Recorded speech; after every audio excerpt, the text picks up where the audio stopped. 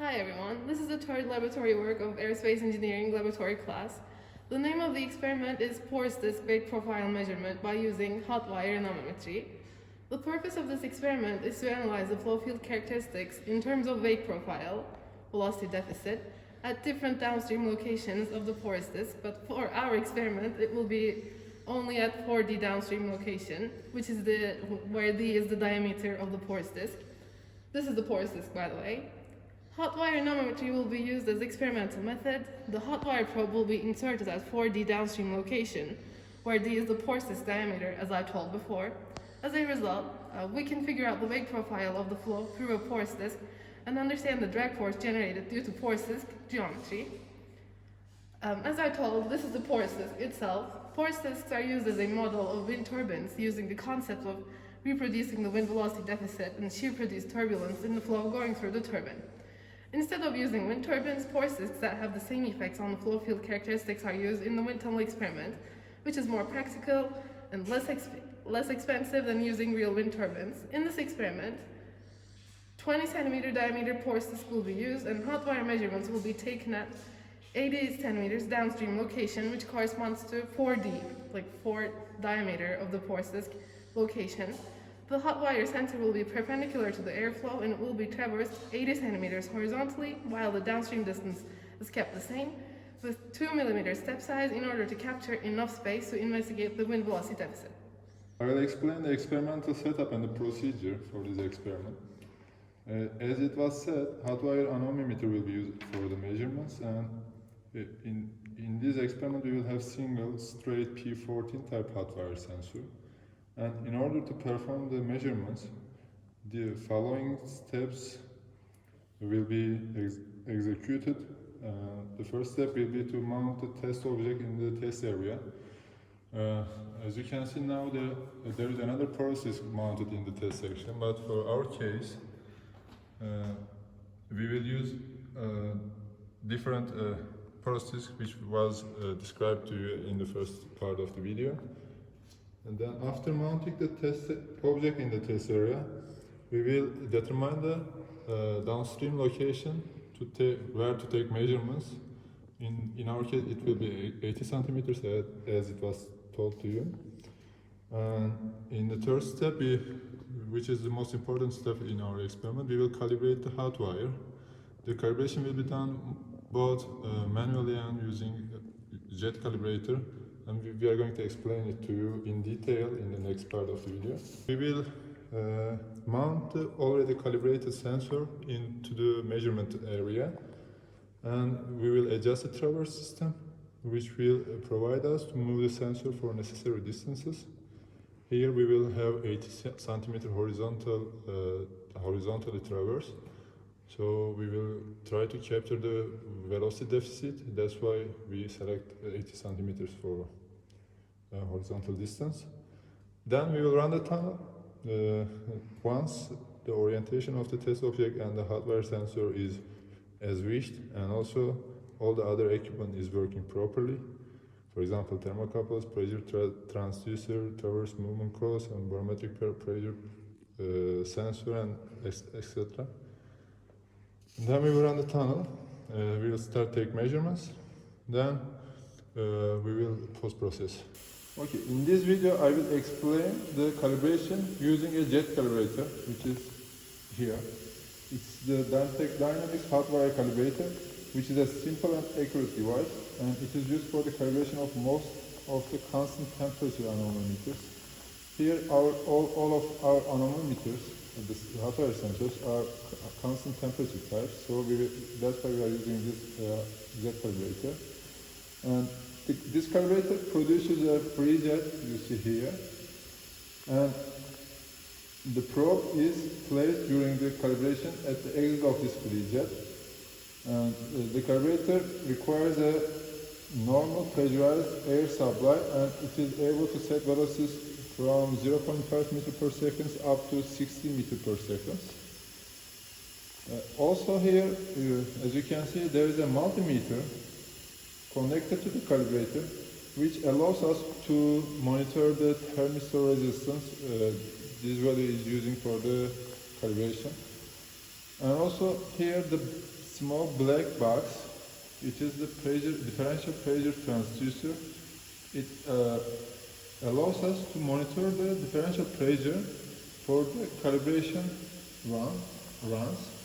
And here the multimeter, the multi-channel, the multi-channel allows us to take measurements from the hot wire sensor, and it connects to that data acquisition so that in the computer we can collect data for the hot wire voltage values.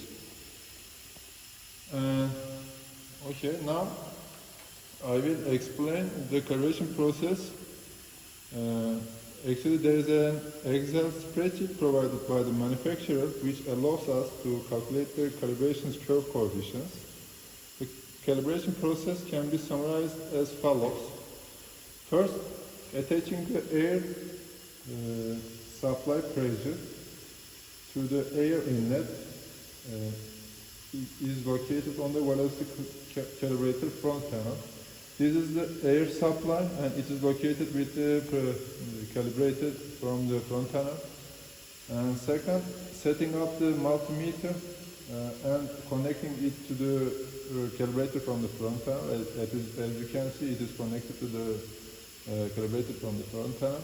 And third, connecting the differential pressure transducer to the calibrator, which allows us to monitor the differential pressure for our cases. Okay, this is the spreadsheet for the hot wire calibrator, which is provided by Dantec Dynamics, the manufacturer of the jet calibrator.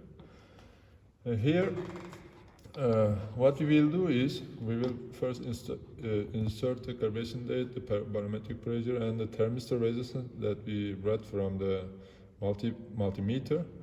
And also the second step is to insert the probe type and probe ID. It's a default setting, so for our case the probe ID is P14 and probe type is P14 and probe ID is number 1. Then from here we can arrange the velocity limits, like in which velocity limits that we want to calibrate our hot wire. It can change from experiment to experiment, but for our case it's enough to calibrate our sensor starting from 1 meter per second up until 20 meter per second and having 15 data points. And once we take all the runs, we will have voltage and velocity values. Then we will have the calibration constants written here, and we will use these constants to find the velocity values using the hot wire voltages, which we will measure. How we will do that? We will measure the pressure values, the differential pressure with the pressure transducer, and we will put the value here. Then also we will measure the hot wire voltage, which is mounted at the exit of the jet calibrator. Then inserting these two values will give us the corresponding velocity.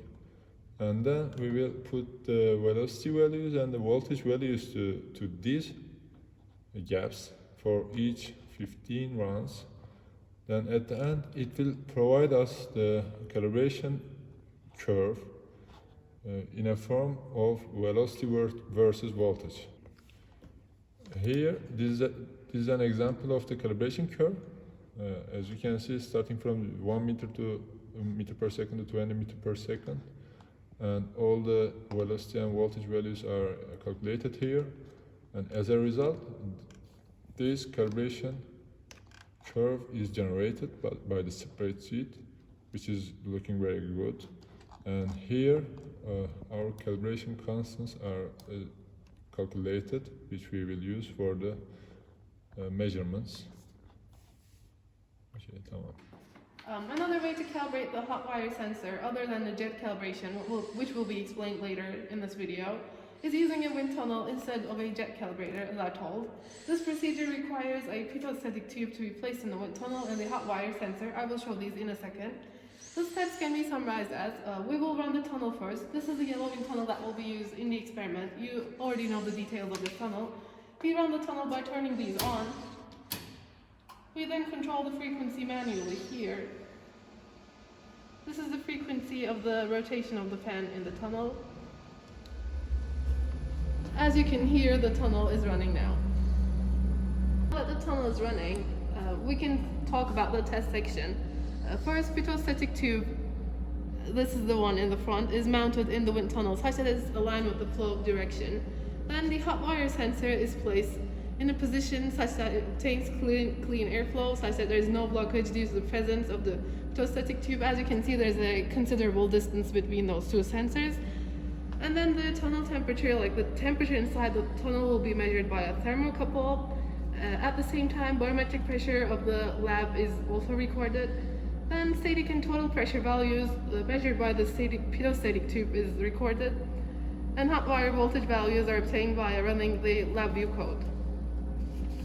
The process I've been talking about, like measuring and recording all the necessary data, will be repeated for all the tunnel frequencies of interest. And this is an example data sheet as a result of measurements. As you can see, we record the atmospheric conditions of the lab and the tunnel, and then we will be able to calculate density. And the static and total pressure values measured by the pitot-static tubes are recorded also here. Then with the use of all these values, we can calculate the velocity measured by the pitot-static tube. We also can record the voltage values in the hot wire by the LabVIEW code we use. Now we have the velocity and voltage values and all the data points correspond to each other. Then we can draw a calibration curve, which will be similar to this one. This is a fifth order polynomial, and it tells us which hot wire voltage corresponds to which velocity in the tunnel.